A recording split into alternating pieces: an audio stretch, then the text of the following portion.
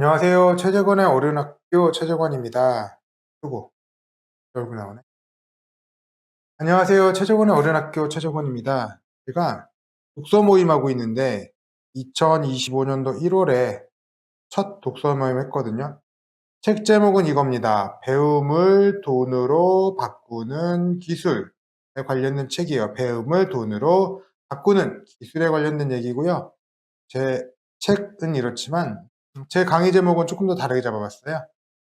강의 제목은 이 강의는 돈 버는 법에 대한 이야기라고 해서 유명한 작가의 책 제목을 조금 따서 만들어 봤습니다. 이 강의는 어떻게 하면 돈을 버는지 그런 법에 대한 이야기를 해보겠다 하는 거고요. 두 가지 얘기할 겁니다. 나는 왜 못 벌까? 나는 그러면 어떻게 바꿔볼까? 이유를 알면 개선이 나오겠죠? 그거를 해보려고 합니다. 이유에서 개선으로 가보겠다라고 하는 거고요. 나는 왜 못 볼까를 고민을 해봤습니다. 저는 왜 못 볼까요? 왜 저는 안 될까요? 이런 얘기를 해봤는데, 생각을 해보니까 저는 첫 번째로는 돈 버는 방법을 몰랐습니다. 몰라. 두 번째, 사업을 해보지 않았어. 안 해봤다. 세 번째, 아니 뭐 하려고 해도 내가 팔 게 있어야지 하지. 모르기도 하고 해보지도 않고 하려고 해도 뭐 팔 게 있어야지 팔 거 아닙니까?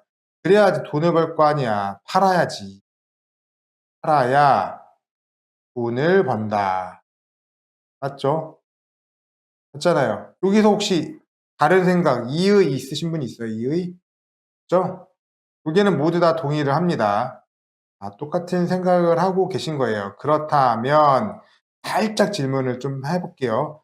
돈을 줄 때 이 영상을 보시는 이유님은 뭐라고 말하고 계실까요? 고민해볼까요? 우리 돈 줄 때, 나는 돈 줄 때 뭐라고 말하지? 이거 있잖아요. 뭐라고 말하지? 이유님은 뭐라고 말하지? 저는 깜짝 놀랐던 얘기는 우리 첫째가 이 얘기할 때 진짜 놀랐어요. 음식점 갔는데 다음에 또 올게요 이러는 거예요. 어렸을 때. 지금은 이런 말 얘기 안 하는데 어렸을 때 얘기하는 거죠. 다음에 또 올게요 이러는데 우와 우리 아들이 참 어린 나이에 별말 다 하는구나 생각해가지고 저도 합니다. 다음에 또 올게요. 음식점에 갔을 때는 이런 얘기 하는데 음식점이 아닌 공통의 얘기로는 뭐라고 얘기를 할까요? 뭐라고 말하지? 뭐라고 말하고 있을까? 하는 겁니다. 여러분은 이유님은 뭐라고 대답을 할까? 저는 뭐라고 하냐면 이런 얘기 할걸요? 저만 그러는 게 아니라 뭐라고 얘기하냐면 고맙습니다. 이런 얘기를 꼭 할 것 같아요. 고맙습니다. 잘 먹었습니다. 또 뭐 할까요? 잘 썼습니다. 아니 내가 남의 물건을 빌려 썼어. 돈 주고 빌려 썼는데 반납할 때 이런 얘기 한다니까요. 잘 썼습니다. 고맙습니다. 잘 먹었습니다. 이게 무슨 표현이죠? 감사의 표현이잖아요. 감사의 표현. 우리는 돈을 줄 때 뭐라고 말하냐면요. 감사의 표현을 해요. 항상 합니다. 왜 이런 얘기를 할까요? 라고 말씀을 드린다면 제가 아까 아이 얘기를 잠깐 했는데 그 아이가 벌써 이제 고3이에요. 첫째가 고3이에요. 그런 얘기를 했던 아이가. 그 아이가 있으니까 제가 책을 받지 않겠습니까? 직업에 관련된 책을 봤는데 거기에 이렇게 써 있더라고요. 사회에서는 고마울 때 어떻게 하냐고? 말과 함께 돈을 드리는 것이 지금 아이들 말로 국룰이다, 규칙이다. 이런 얘기를 하는 거예요. 이거 보고서는, 이 책 보고서 깜짝 놀랐잖아요. 야, 세상에 그렇다고? 사회에서는 고마운 마음을 표현할 때 말뿐만 아니라 돈을 주는 게 국룰이라고? 규칙이라고? 그럼 돈을 버는 게 뭔데? 돈을 버는 건 고맙다는 얘기를 듣는 거예요. 맞잖아요. 돈을 받는다는 건, 번다는 건 다른 사람한테 고맙다는 얘기를 들으면서 플러스 알파로 돈도 받는 것이 바로 이게 바로 돈 버는 거구나. 이 생각을 제가 했단 말이죠. 세상에. 저는 몰랐는데. 저는 그런 생각을 해본 적이 없는데. 그랬단 말이죠. 세상에는 그렇게 하는 게 돈을 버는 게 바로 본질이구나 라는 생각을 제가 한번 해봤습니다. 놀라웠죠. 놀라웠습니다. 그런 생각을 한번 해봤죠. 돈 버는 게 뭐냐면 다른 사람한테 고맙다고 도움을 당신이 도와줘서 진짜 감사해요. 당신 덕분에 잘 먹었습니다. 잘 썼습니다. 고맙습니다. 이런 얘기 하는 것들이 바로 돈을 버는 것이다. 자, 그러면 다음 얘기 또 한번 드려볼게요. 우리 신용사회라고 하는데 신용사회가 뭘까요? 라고 고민하면 사실 여기 밑에 답이 있으니까 얘기를 드리면 신용이라는 것을 가지고 돈으로 바꿀 수 있는 사회를 우리는 신용사회라고 합니다. 뭐 다른 말로 하죠. 신용이 돈이 되는 사회. 맞죠? 신용이 돈이 되는 사회. 어떻게 돈이 되냐면 신용을 돈으로 바꿀 수가 있기 때문에 그래요. 신용이 뭐예요? 다른 사람이 나를 믿어주는 거. 고요. 제일 대표적인 거 뭐 있을까요? 일거리 주는 거, 일감 주기. 두 번째, 일 더 시키기. 세 번째, 뭐 있을까요? 일감 주기, 일 더 시키기, 믿어주는 거, 그리고 후기가 많이 남는 거, 후기가 많은 거. 그래서 뭐 구매를 더 해주는 거, 구매해주는 것, 맞잖아요. 후기가 많은 것 또는 구매 수가 많은 거. 이런 것들은 신뢰가 높잖아요. 그러니까 그 다른 사람들이 그런 것들 보고 제품을 구매해 주죠. 신용사회요. 신용이라는 것들, 저 사람 잘해. 저 사람 잘해. 또는 저 사람이 파는 물건 좋아. 저 사람이 파는 거, 물건 너무 좋지. 후기 봐봐, 후기. 그리고 구매 횟수 봐봐. 야, 저 사람이 파는 건 왔다야, 왔다. 이런 식으로 얘기를 하는 것들을 바로 우리가 신용사회라고 합니다. 신용이 돈이 되는 사회다. 이런 얘기를 드려보죠. 신용사회를 살고 있으니까 돈을 번다는 거에 대해서 한번 말씀드려봤고 신용사회에서 말씀드려봤고 돈 버는 방법을 몰라서 제가 돈을 못 벌었다는 얘기를 드렸잖아요. 배움을 돈으로 바꾸는 기술에 뭐라고 써있냐? 거듭 강조하지만 어떤 걸 배우든 마지막에는 성과라는 걸로 나타나야 되는 것이 중요하다. 성과로 나타남으로써 배웠던 거는 비로소 다른 사람이 도움이 된다고 그래요. 성과가 도움이 됐다고 하죠. 그 도움을 받으면 뭐라고요? 돈을 준다. 돈을 번다. 금전적 이익으로도 이어지게 됩니다. 왜? 내가 배웠던 걸로 다른 사람을 도와줬기 때문에 다른 사람은 감사합니다와 함께 금전적인 이익으로 돈으로 주기 때문에 그렇다. 이게 바로 사회의 룰, 국룰이다. 규칙이다. 이 얘기를 드려봅니다. 배움으로 성과를 끌어올린다고 할 때 과연 성과란 건 무엇일까? 라고 하면 이전보다 돈을 더 많이 벌게 되는 것이 가장 이해하기 쉬운 지표일 것이다. 즉 배웠다면 다른 사람을 도와줄 수 있는 것이고 그걸 가지고 돈을 버는 것들을 우리는 배움을 얻는 성과다. 이렇게 얘기를 하고 있어요. 두 번째 얘기입니다. 돈을 왜 못 벌었냐고요? 안 해봐서요. 안 해봐서 그렇다라는 얘기고 행동을 해야지만 결과가 나타나는 법이다. 당연하죠. 사실 당연하게 알고 있습니다. 모든 사람이 알고 있지만 행동은 하지 않죠. 행동은 하진 않아요. 맞아요. 아무리 1000권을 읽으면 뭐합니까? 10,000권을 읽으면 뭐합니까? 행동하지 않으면 소용이 없다는 거. 그래서 읽는 거, 읽어서 아는 것과 알아서 하는 것 사이에는 엄청나게 큰 괴리가 있고 차이가 있고 그쵸. 1000권을 읽어서도 안 되는 분들이 있고요. 10,000권을 읽어서도 안 되는 분이 있어요. 왜 안 될까? 그런 거죠. 가시적 변화는 전혀 시도하지도 않으면서 열심히 공부해도 성과로 이어지지 않는다고 말하는 사람이 너무 많습니다. 내가 1000권을 읽었는데 변화가 없었어. 10,000권을 읽었는데도 변화가 없었어. 읽어봤자 소용없어. 이런 얘기를 하시는 분들이 있습니다. 분명히 있어요. 하지 않고 읽어보기만 하고 아유 나 읽었는데 아는데 뭐. 그거 누가 몰라. 행동해야지만 결과 나온다는 거 누가 모르냐고 누가. 이렇게 얘기하시는 분이 있어요. 당신은 정작 실행하지 않는데. 그런 얘기를 하시는 분들이 있죠. 책에서는 그 얘기 나오지는 않는데요. 조금만 다르게 넘어갈게요. 우리가 읽어서 아는 건 뭐라고 할까요? 그냥 수집 정도라고 보시면 돼요. 수집. 우리가 지금 빅데이터라고도 얘기하고 그런 얘기하는데 빅데이터가 뭐예요? 그냥 수집을 하는 거예요.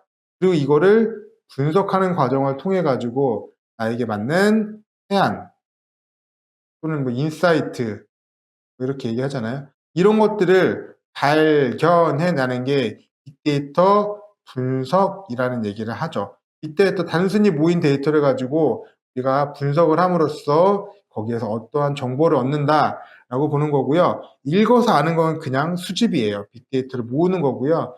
해안을 얻고 인사이트를 하는 것들은 우리 말과 그거를 실행 또는 실천 이렇게 부를 수가 있겠죠. 그럼 이 중간에 있는 게 뭐예요? 분석의 단계가 남아 있습니다. 분석의 단계는 뭐라고 볼 거냐? 생각 또는 글쓰기라고 생각하시면 돼요. 사실은 어떤 사람은 생각을 하기 위해서 산책을 하라는 사람도 있어요. 당신의 마음에 드는 구절이 왔다면 책을 덮고 밖에 나가서 한 10분 정도 산책을 하시고 생각을 키워보시라. 이렇게 더 키워보시라는 얘기를 하시는 분들이 있는데 사실 저는 뭐 산책을 싫어하진 않는데 산책을 주로 쓰진 않습니다. 대신 저는 글쓰기를 해요. 어떤 식으로 쓰냐면 이렇게 해서 예물 하나 쓰고요. 여기다 나의 생각들을 이렇게 적어 나가요. 이거를 시작으로 해서 나의 생각들을 전개해 나가는 거죠. 그리고 끝나지 않고 산책과 글쓰기의 차이점이 뭔지 아세요? 산책은 남한테 보여주기가 안 돼요. 보여주기가 안 되는데 반해 이렇게 글쓰기는 보여주기가 가능합니다. 즉 블로그에 포스팅이 가능해요. 나는 어차피 생각을 하나 글쓰기를 해서 산책을 하면서 생각을 하나 글쓰기를 하면서 생각을 하나 생각은 똑같은데 산책은 나에게만 머물러 있다면 글쓰기는 다른 사람한테 보여주는 것도 가능하단 말이죠. 저는 여러분에게 우리 이웃님에게 이런 거 추천을 드립니다. 분석하는 과정, 빅데이터를 모았다면 책을 읽었다면 그 분석하는 과정이 필요하고요. 그 분석하는 과정은 산책도 있겠지만 글쓰기를 해서 이웃님이 지금 생각한 것들을 다른 사람한테 보여주셔라. 보여주기가 꽤 중요한 과정이다. 이 얘기를 드려보고 싶습니다. 보여주기를 꼭 하시라. 그래야지만 실질적인 변화가 생긴다. 여기서 여기까지 가는데 나에서 끝나는 게 아니라 남도 가고 그들도 가고 이렇게 해서 범위를 확장해 나가면서 크게 할 수 있는 것들은 바로 보여주기다. 글쓰기라면서 보여주는 게 그래서 중요하겠다. 합니다. 네, 마찬가지로 안 해본다는 얘기 좀 더 해볼게요. 열심히 배움을 지속하면 어떤 과제라도, 어떤 일이라도, 어떤 공부라도, 어떤 배움이라도 배움과 돈을 연동시킬 기회가 생긴다. 다시 말하면 배움을 돈으로 바꾸고 돈을 벌 기회가 의외로 많다라는 얘기를 하는데 이렇게만 써 있으면 사례가 없죠, 사례가. 제가 가지고 왔습니다. 김미경의 마흔 수업이라는 책 중에서 가지고 왔고요. 우울증에 걸리셨던 여성분이시래요. 근데 새벽 기상을 통해서 조금씩 나아지시고 그리고 여기 써 있죠. 디지털 드로잉. 조금 내가 마음이 추스러지니까 익숙한 패턴에서 벗어나려면 새로운 분야에 도전 좀 해봐야 되겠다. 그래서 그래서 디지털 드로잉이라는 걸 해보셨고요. 그래서 공모전에도 당선이 됐고 내가 새벽 그렇게 해서 당선이 되니까 강의 요청되어서 강의도 해보게 됐다. 강의를 통해서 사람들에게 널리 알려지고 나니 나나랜드 힐링아트라는 200여 명의 커뮤니티가 탄생했다. 커뮤니티 뭐라고요? 그러면 하면 팬입니다. 팬. 나의 팬들이 200분이나 생기셨대요. 그러니까 얼마나 좋아요. 새벽 기상을 시작한 지 1년도 되지 않아서 그녀가 해낸 일들이다. 온라인 메신저조차 쓰지 않던 사람이 아마 카톡 얘기하는 거겠죠? 카톡도 쓰지 않던 사람이 NFT 크리에이터이자 커뮤니티 리더로서 새로운 인생을 시작한 것이다. 뭐라고요? 읽고 생각하고 그거를 쓰고 바깥에 내보이니까 이렇게 큰 변화가 생겼다. 그래서 행동도 하는 것도 중요하지만 이거를 내보이는 과정도 제법 중요하다. 그런 얘기를 드려봅니다. 다음 내용 넘어가 볼게요. 자, 나에게는 팔 게 없어. 내가 뭘 팔 게 있겠냐라고 하면 그런 데는 얘기가 있습니다. 어떤 분야든 그 분야 당신이 어, 이웃님이 하시는 그 분야에서 최상층 꼭대기까지 올라가면 돈은 자연스럽다. 그렇잖아요. 어떤 일을 하시는지는 좀 모르겠지만 그렇다고 하더라도 그 꼭대기까지 올라가면 당연히 희소성이 있을 텐데 비싸게 돈을 받지 않겠어요? 풍요가 따라오게 됩니다. 다시 말해 어떤 공부를 하더라도 열과 성, 열성으로 다해서 지속적으로 배워나간다면 그 길은 자연스럽게 높이 올라가는 방향으로 이어질 것이다. 포기하지 말고 계속 공부하면 언젠가는 당연히 따라오게 된다라는 얘기를 하고 있고요. 제가 정리 전문가라는 것들을 네이버에서 검색을 해봤어요. 이웃님이 학생 시절에 혹시 정리 전문가라는 과정을 혹시 배워보신 적 있어요? 교과서에서? 아마 아무도 배워보신 적이 없을 거예요. 교과목이 아니니까. 교과목에 들어가 있는 게 아니기 때문에 아무도 배워보신 적이 없는 신종 일거리죠. 일거리인데 네이버에서 검색해보니 돈이 얼마나 드는지 자격증, 가격, 취업, 월급, 후기, 강의, 부산, 연봉만 좀 찾아서 봐볼게요. 이 네이버에서 연봉을 찾아보니까 초봉이 2,500에서 3,500만 원 정도는 얘도 벌 수가 있다고 합니다. 그러니까 어떤 일을 해도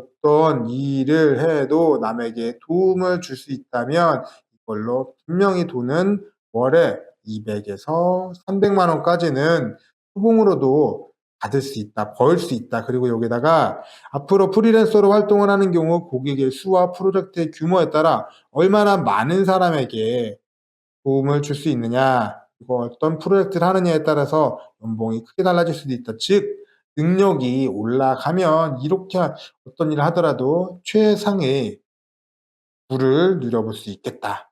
이런 얘기를 하고 있죠. 그렇습니다. 그래서 내가 안 해봤다, 몰랐다도 해봤고요. 안 해봤다도 해봤고요. 마지막으로 나에게 뭘 팔아? 뭘 팔 게 있어? 이런 얘기를 하니까 그런 얘기를 좀 드려볼게요. "내가 팔 게 없어 가지고 돈을 못 벌어." 라고 하니까 책에 뭐라고 써 있냐면 "당신이 그렇게 높은 곳까지 올라가는 내가 즐거워하지 못하는 천직은 누군가에게 선물처럼 주어지는 건 아니라 사실 누가 천직이란 게 갑자기 뿅 하고 나타나주면 좋겠지만 그런 건 아니다. 스스로 만들어 나가는 게 더 맞다." 그런 생각을 하죠. 그래서 어떤 게 중요하지 않아요. 어떤 것이 중요하지 않고 사실 이거는 '내가 만드는 거다.' 그런 얘기를 하는 겁니다. "지금 하고 있는 일이 천직으로 키워나가면 되는 것이다." 라고 하고 제가 쓴 전자책이 있거든요. 부자의 공식 P 곱하기 Q라고 아이들한테 주고 싶어서 했는데 부자의 공식 P 곱하기 Q입니다. P price 나의 몸값이에요, 몸값. Q 나의 이 수량이잖아요, 수량. 나의 수량은 뭐냐면 나의 영향력입니다. 얼마나 많은 사람에게 영향을 미칠 수 있느냐. 내 몸값이 시급이 10,000원 나와도 돼요. 대신 영향력을 미치는 사람의 수가 한 번에 1시간에 1,000명.